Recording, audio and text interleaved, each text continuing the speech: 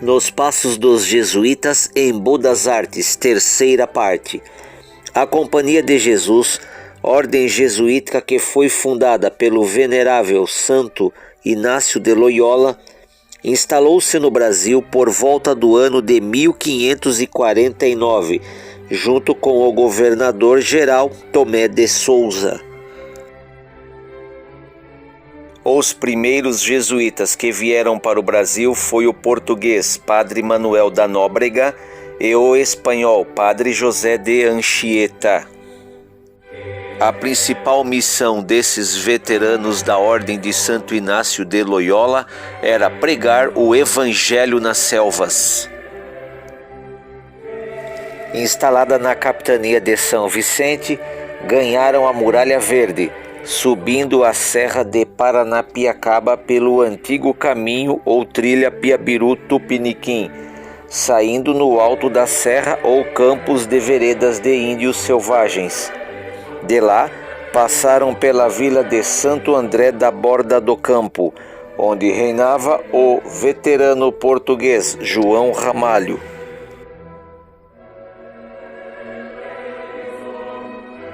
Deste ponto alcançaram os altos do Ipiranga e em seguida a antiga aldeia do índio Tibiriçá, onde fundaram a vila de São Paulo de Campos de Piratininga, no antigo pátio do colégio.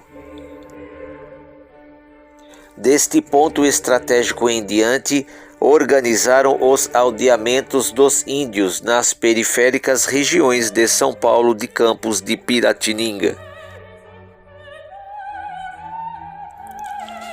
A ideia central do vídeo de hoje é exatamente dar continuidade aos dois arquivos anteriores a este, sendo ele o terceiro sobre a segunda viagem exótica e pitoresca à cidade periférica de São Paulo, Embu das Artes.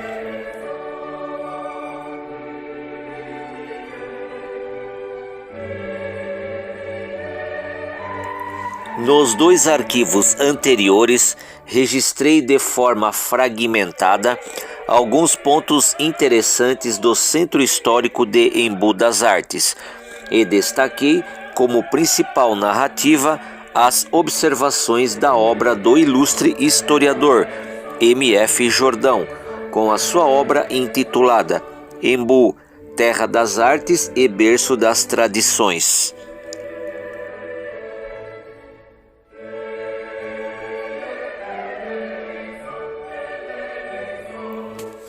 Percorri a pé, como de costume, alguns pontos interessantes do lugar e deixei transparecer as impressões positivas desse mesmo lugar, que conta um pouco da longa e belíssima história das histórias de São Paulo antigo.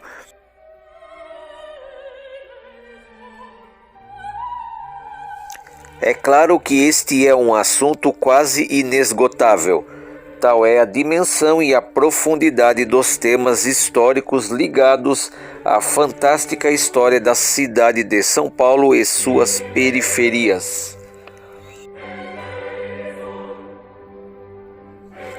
Hoje continuaremos firmes nos passos dos jesuítas e de forma mais categórica vamos visitar também, juntos, o complexo arquitetônico jesuítico, o Museu dos Jesuítas e a Capela de Nossa Senhora do Rosário aqui em Embu das Artes.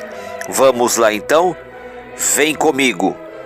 Pessoal, me encontro aqui no pátio do Museu de Arte Sacra dos Jesuítas e eu estou mostrando para vocês a arquitetura jesuítica de época. Se der certo, a gente vai estar entrando no museu e registrando tudo que tem lá dentro. Se não puder filmar, pelo menos a parte externa eu quero apresentar aqui no canal. Vamos lá, Passos dos Jesuítas ou Passos de Anchieta. Vem comigo, galera! Para discorrer com vocês sobre este importante arquivo, vou usar hoje como norteador a imortal obra do historiador Leonardo Arroio, intitulado Igrejas de São Paulo.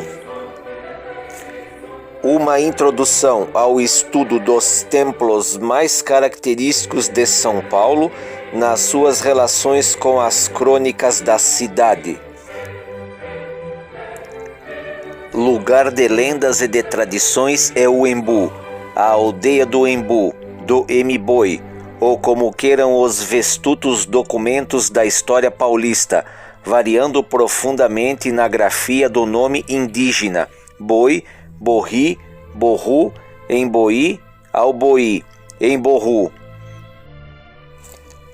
Tantos nomes para tão pequena aldeia, poder-se-ia estranhar, mas não.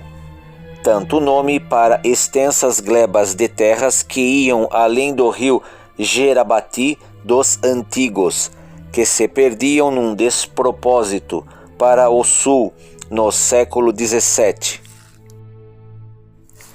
A pequena aldeia do padre Belchior de Pontes, apontando no alto de um morro, já hoje sem características próprias, mas com sua igreja belíssima, alvejando ao sol vivo dos montes, porque tem sido, nestes últimos tempos, sempre bem cuidada. O padre Belchior de Pontes não se contentou apenas com a construção da igreja e com a formosa imagem de Nossa Senhora do Rosário. Fez-lhe um retábulo de talha primorosamente lavrado e já dourado. O mesmo, cujo ainda hoje lá está, se conserva para a alegria dos olhos de quem o vê em sua simplicidade comovedora. Ele mesmo, segundo o padre Manuel da Fonseca, conseguiu fabricar uma imagem da Virgem considerada formosa, tão perfeita e humana, que o padre Belchior de Pontes teve a presunção que, dela, até pelos olhos, lhe entrasse aos índios um cordial afeto de tão soberana senhora. A construção desta igreja pode ser colocada por aí por volta de 1700 e mais alguns anos, época em que o padre Belchior de Pontes, levando-se em conta a data de seu batizado, que deveria ter ocorrido nos seus primeiros meses de vida, como era de costume, em 1644, contava com mais ou menos 56 anos de idade. Uma antiga lenda e muito interessante narra a origem da aldeia e sua igreja, envolvendo em seu tema a figura do padre Belchior de Pontes. Assim é que o padre recebera as ordens de fundar um outro colégio no Planalto. De Itanhaém subiu a serra para o Planalto por um caminho muito ruim e desconhecido, palmilhando por vários dias ínvias trilhas, até encontrar um pantanal onde se atolou. Ali quase pereceu, se não fosse o aparecimento providencial de um índio que o levou desfalecido para sua choça num outeiro. Enquanto o padre não voltava a si, o silvícola saiu para buscar água. Recuperando-se, o padre Belchior de Pontes foi informado pela mulher do índio da ausência do seu salvador, que já se prolongava de maneira inexplicável. Saíram à procura do silvícola e o encontraram morto, picado e envolvido por uma grande serpente.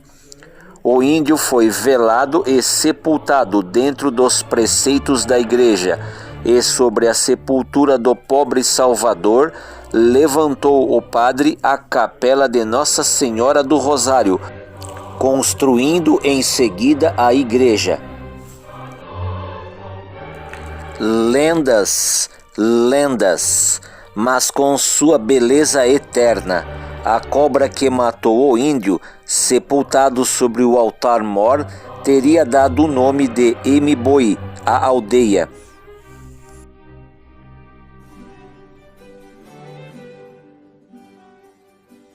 Uma outra lenda bastante curiosa diz o seguinte: os silvícolas não acreditavam no diabo e no inferno.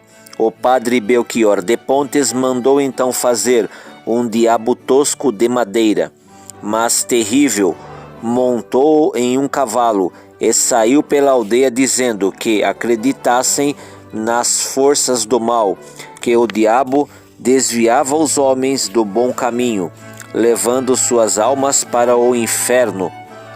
Os índios assim mesmo não acreditaram e em altos brados divertiam-se a valer com o espetáculo do rude Lúcifer transformado em cavaleiro. Mas ai, quando maior ia-se a algazarra, o diabo de madeira começou a movimentar-se, tornando-se o demo de verdade.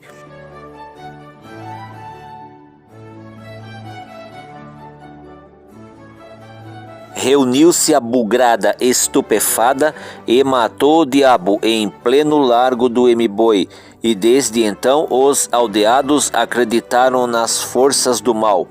Muitas outras lendas e tradições se encontram nesta aldeia do Embu.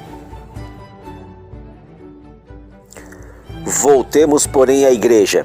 Logo após a morte do padre Belchior de Pontes, no Colégio de São Paulo, assumiu a direção da aldeia e do templo de Nossa Senhora do Rosário o padre Domingos Machado, que cuidou da construção do convento, que é anexo à igreja.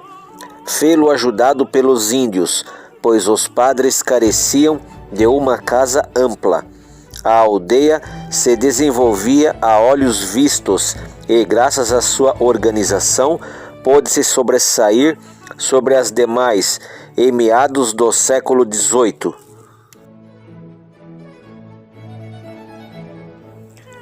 O padre Domingos Machado construiu a casa residencial, ou convento, em 1740, conforme consta no livro do tombo de Nossa Senhora do Rosário do Embu, anotado por Dom Duarte Leopoldo de Silva durante a visita que fez à igreja, em 20 de outubro de 1909.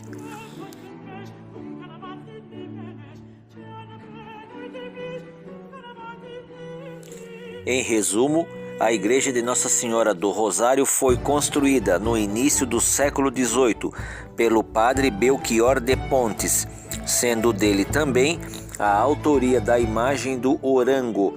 Coube posteriormente ao padre Domingos Machado, em 1740, a construção do convento anexo. O conjunto formado pela igreja e convento, separados pela torre sineira, é destituído em sua parte externa de ornamentos, o que torna o seu aspecto bastante singelo. A técnica construtiva utilizada é a taipa de pilão, que, devido à deterioração provocada pela ação das chuvas, teve que ser reforçada com a introdução de estrutura de concreto armado em suas paredes. No interior da igreja nota-se uma preocupação maior com a decoração, principalmente em relação às pinturas do teto da Capela Mor.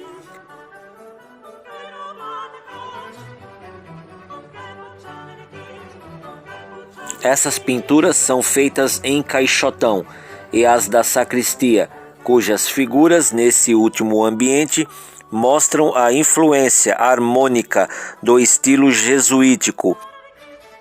No interior do Museu dos Jesuítas encontramos um acervo mediano de imagens bastante raras do século XVII, XVIII e XIX.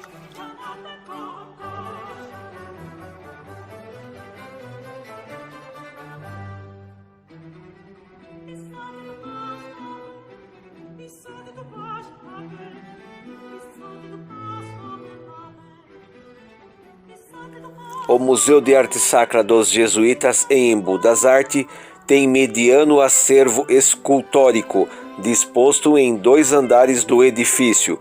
Junto à entrada da sacristia, há um pequeno armário embutido na parede, por trás da Capela Mor, que tem nas portinholas desenhos de 4 santos jesuítas importantes, a saber, o venerável Santo Inácio de Loyola, São Luís Gonzaga, São Francisco de Borgia e Stanisław Kocka. Todos eles vestem a sotaina ou batina negra, têm auréolas de santificados e as mãos cruzadas como em oração. Santo Inácio de Loyola olha de frente e segura o livro dos exercícios espirituais. São Luís Gonzaga é visto em 3/4 e os outros 2 de perfil.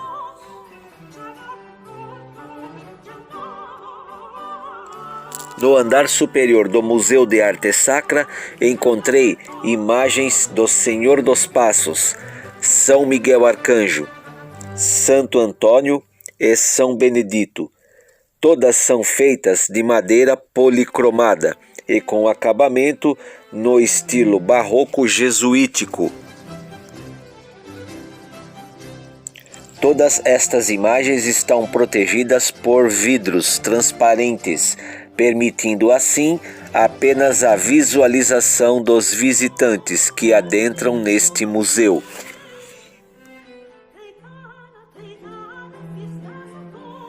Por estes enormes corredores, dá-se a impressão de espaço bastante amplo que se faz sentir ao caminhar por ele.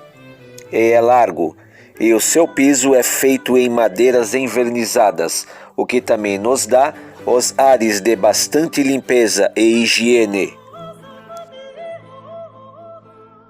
Cada peça deste acervo conta um pouco da história da vida religiosa de seus veteranos, através de uma devoção profunda e completa dedicação aos preceitos da Ordem da Companhia de Jesus.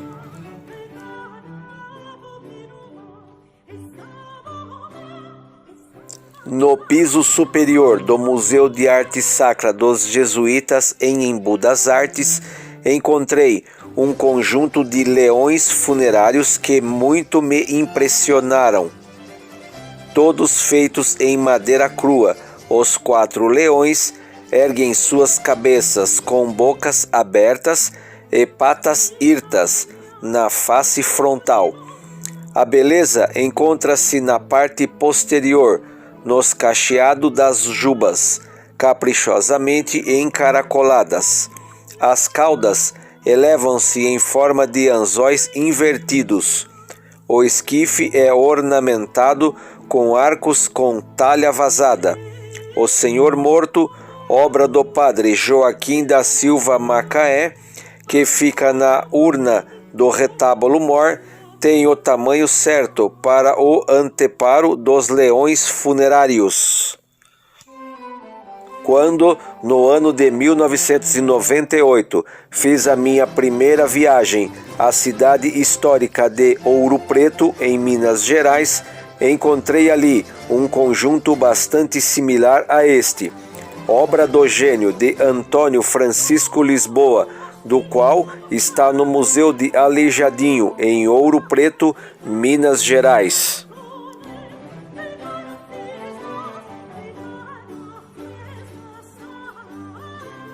Confesso que tenho profundo apreço por objetos funerários do estilo barroco, que nos remetem a uma reflexão profunda das exéquias da paixão de Cristo, de seu sacrifício na cruz, de sua morte e de sua ressurreição.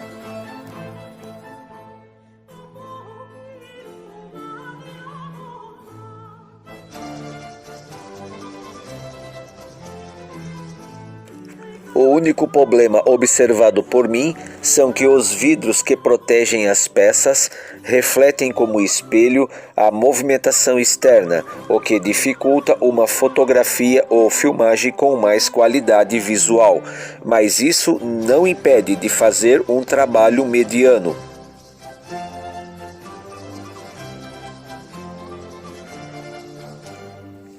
Desta janela frontal da igreja, contemplo o pátio dos jesuítas e a grande movimentação da feira de artesanato.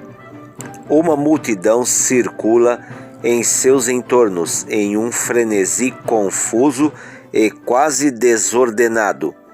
Ali se alimentam e consomem os produtos oferecidos aos turistas pelos expositores da feira.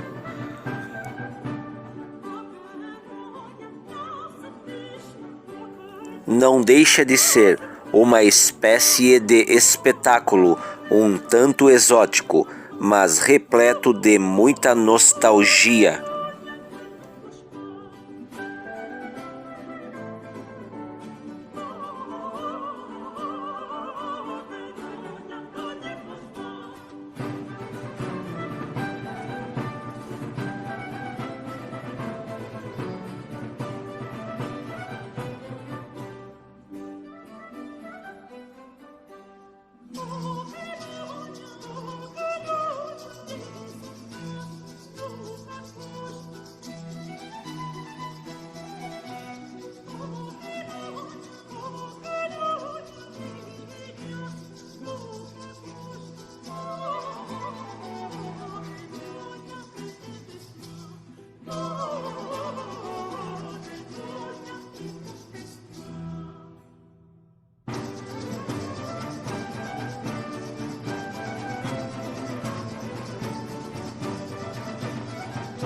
Nesta parte do acervo está registrado as etapas de restauração feitas para a recuperação e adaptação deste espaço aos tempos modernos.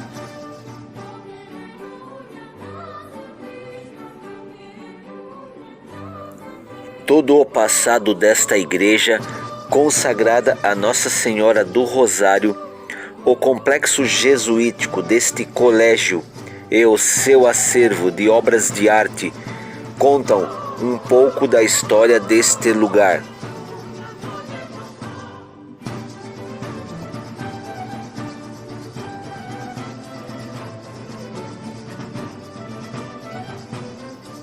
Na sacristia da igreja, as pinturas decorativas contêm pequenas cenas simbólicas da Paixão de Cristo e são emolduradas por faixas vermelhas, com os mesmos ornamentos e desenhos característicos da ordem jesuítica.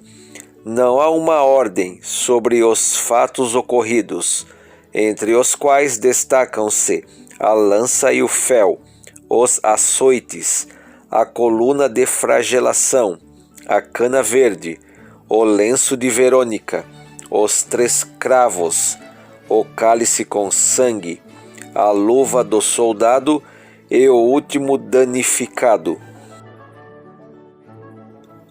Todas as alegorias estão emolduradas em cercadura poligonal com luzes e sombras, conferindo-lhes relevo a ressaltar de uma cercadura curvilínea. No altar-mor da igreja, com ornamentos característicos do barroco joanino, é dividido em 2 corpos e 3 tramos guarnecidos por apliques laterais. No tramo central, acima do sacrário, está o nicho para o crucifixo, e no corpo superior, o nicho para a padroeira, Nossa Senhora do Rosário. Esta venerável imagem está encimada por um dossel.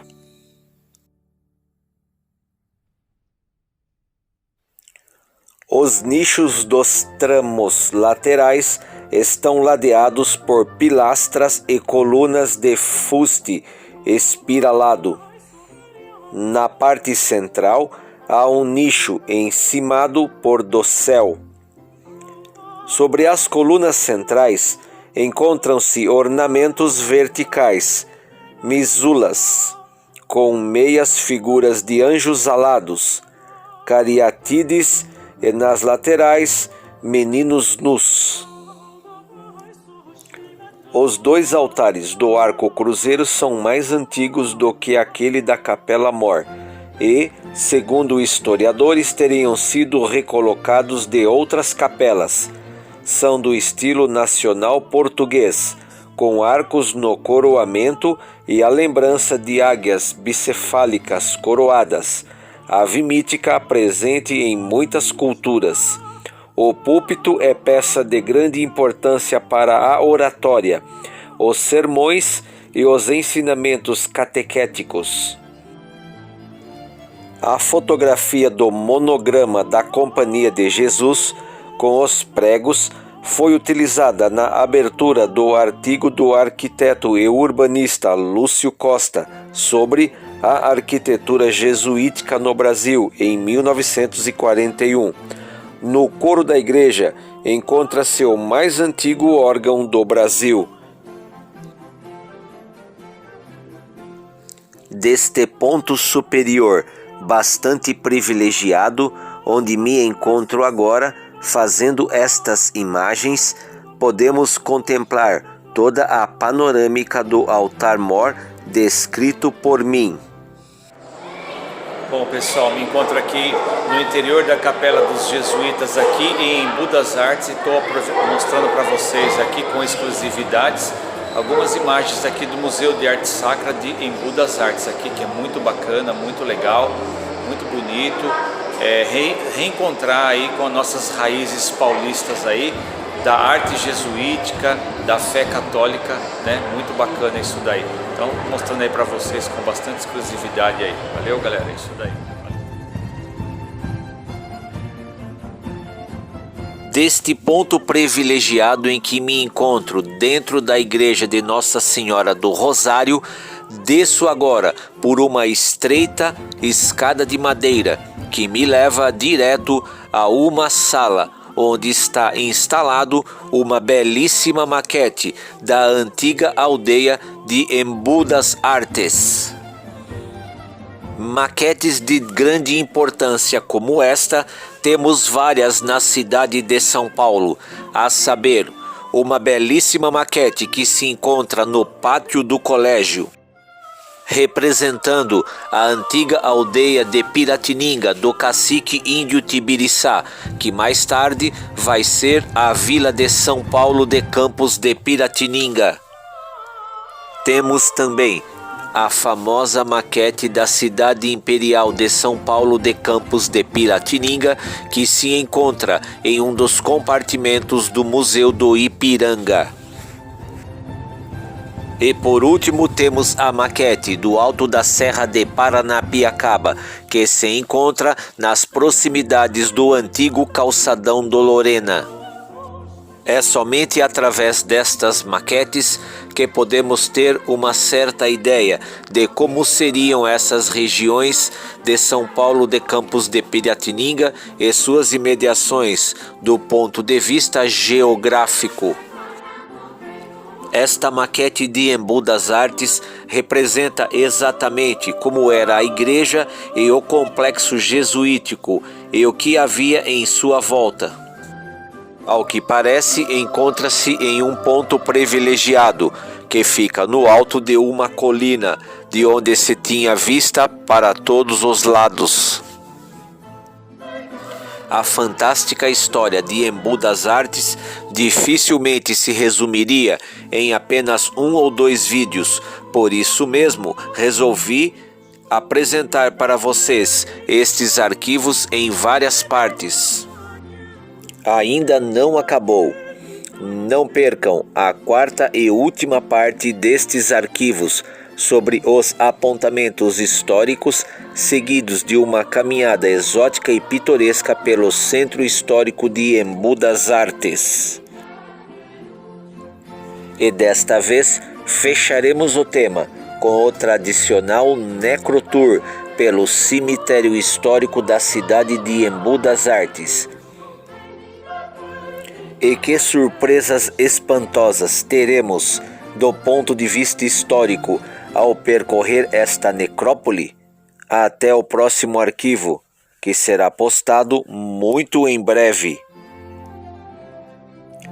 Dedico este vídeo à memória de 2 grandes historiadores. O primeiro deles é Moacir de Faria Jordão e o segundo, Leonardo Arroyo.